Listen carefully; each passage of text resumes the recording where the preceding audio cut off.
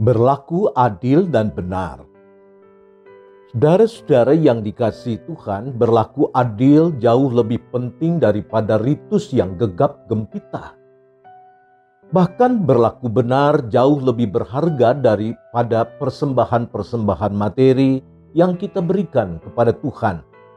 Itu pesan yang dititipkan oleh Tuhan kepada Amos untuk disampaikan kepada umatnya yang banyak mendandani ibadah tetapi mengabaikan perilaku sehari-hari.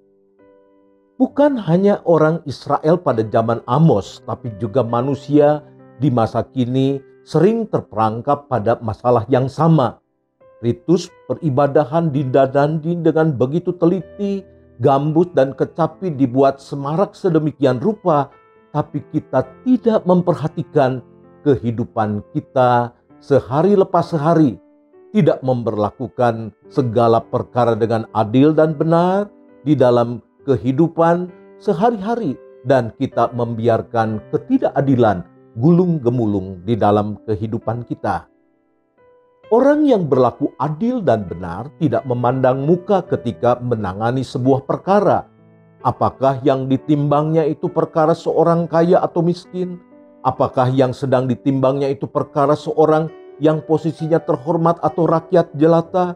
Bahkan seorang penegak keadilan oleh karena rasa keadilannya seharusnya mempunyai pedang yang lebih tajam kepada mereka yang memiliki kehormatan, kekayaan dan kedudukan, sebab kepada yang diberikan lebih, kepadanya diberikan tanggung jawab yang lebih besar.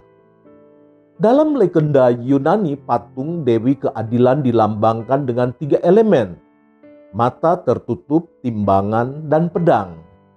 Dalam prakteknya bukan saja di zaman Amos tetapi juga di zaman sekarang, banyak orang ketika menegakkan keadilan penutup matanya bolong-bolong.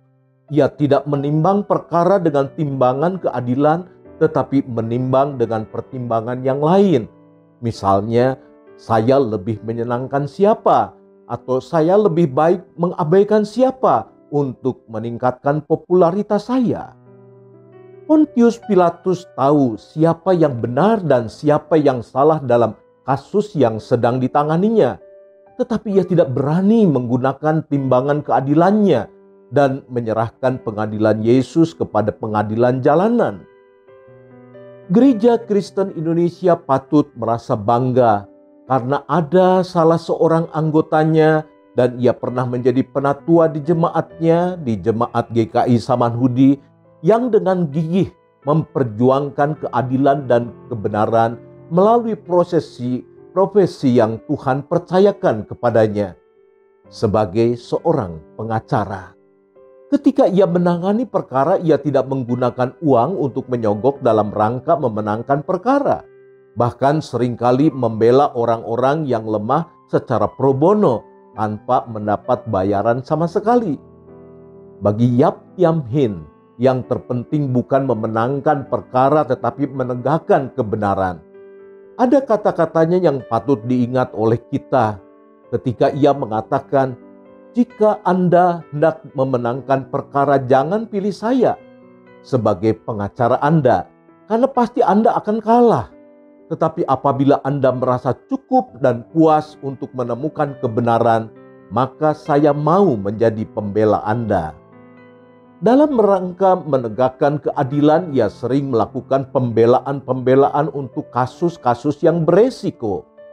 Membela tahanan politik, membela orang-orang yang disangka terlibat kasus G30 SPKI, mengkritik praktek-praktek koruptif di pemerintahan pada waktu itu yang menyebabkan ia beberapa kali keluar masuk penjara.